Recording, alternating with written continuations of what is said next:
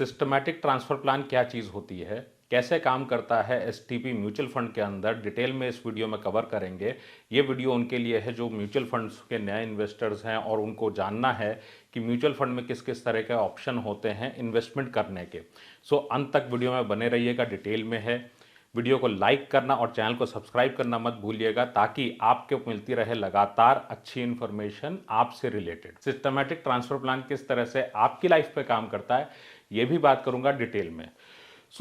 सबसे पहला पॉइंट ये आता है कि एसआईपी आपने सुना है, that is known as systematic investment plan. क्या होता है? आप पार्ट में इन्वेस्ट करते हैं। सिस्टमैटिक ट्रांसफ़र प्लान क्या चीज़ है?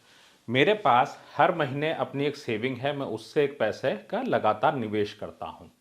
जब मेरे पास लमसम पैसा है, एक मुश्त पैसा मेरे पास में है, मान लेते हैं 10 लाख रुपए है, ये किसी के लिए 1 करोड़ भी हो सकता है, किसी के लिए 2 करोड़ भी हो सकता है। और मेरे एसेट एलोकेशन के हिसाब से, मेरी फाइनेंशियल प्लानिंग के हिसाब से मुझे पता है कि ये पैसा मैं अगले 10 से 15 साल तक रखने वाला हूं। ऐसी कंडीशन में मैं क्या करूंगा कि मैं इस इन्वेस्टमेंट को कर सकता हूं इक्विटी फंड में। बट मुझे डर लगता है कि शेयर बाजार तो ऐसे नहीं चलता, शेयर बाजार में तो रहता है उतार चढ़ाव। अगर किसी पॉइंट पे मैंने पैसा डाला और बाजार नीचे आ गई अचानक, फिर क्या होगा? मेरे पास लमसम पैसा है और मैं चाहता हूं कि इसको मैं इन्वेस्ट करूं, तो मेरे पास तरीका क्या है? मेरे पास तरीका है लिक्विड फंड में मैं पार्क कर दूं इसको और वहां से वीकली या मंथली बेसिस पे या हर 15 दिन में इस पैसे को ट्रांसफर कर दूं। तो मंथली मोड पे कई सारी डेट्स होती हैं, अलग अलग कंपनी में अलग अलग। जब मैं वीकली जाता हूं तो वीकली में भी अलग अलग कंपनीज में डेट्स हैं, आपको वो चेक करना पड़ेगा निवेश से पहले। कैसे काम करता है वो मैं आपको बता देता हूं। हमने यहाँ पे ले लिया लिक्विड फंड में, इस पैसे को मैंने निवेश कर दिया। यहाँ पे 5% के आसपास आपको मिल जाएगा माइनस एग्जिट लोड। अगर आप डायरेक्ट में ले रहे हैं या रेगुलर में, इसका भी फर्क पड़ेगा। अब यहाँ पे है इक्विटी फंड, चाहे कोई भी कैटेगरी का फंड हो इक्विटी में। अब इक्विटी में यहाँ पे जब हम लिक्विड में फंड्स ले रहे हैं, मान लीजिए मैंने 10 लाख रुपए का इन्वेस्टमेंट कर दिया है, 5% का ब्याज आ रहा है, वीकली बेसिस पे यहाँ पे मैंने दे दिया एक एक्स अमाउंट। मतलब मान लीजिए 10 लाख रुपए यहाँ पे मैंने कर दिया कि 25,000 रुपए वीकली इसमें ट्रांसफ़र कर दिए जाएं। तो यहाँ से यूनिट्स सेल होंगे, यहाँ पे मैं रिडीम करूँगा ऑटोमेटिकली और यहाँ से पैसा ट्रांसफ़र होके जाएगा इस इक्विटी फंड में। ये कहलाएगा स्विच आउट और ये कहलाएगा स्विच इन। तो स्टेटमेंट में देखने में कई बार कंफ्यूजन होता है, इसलिए मैंने इस बात को रखा, switch out switch in, transfer out transfer इन।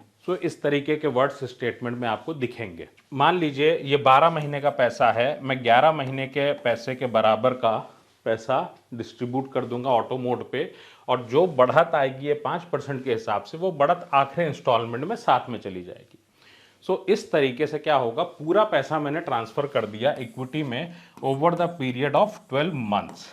चाहे आप इसको वीकली करें, चाहे आप फोर्टनाइटली करें, चाहे आप इसको मंथली मोड पे करें। अब इसका फायदा क्या होता है? फायदा इसमें एक सबसे बड़ा क्या है कि आपने पार्ट्स में इक्विटी में पार्टिसिपेट किया। एक सवाल आपके मन में आएगा कि लिक्विड में 5% मिल रहा है, फिर फायदा क्या है?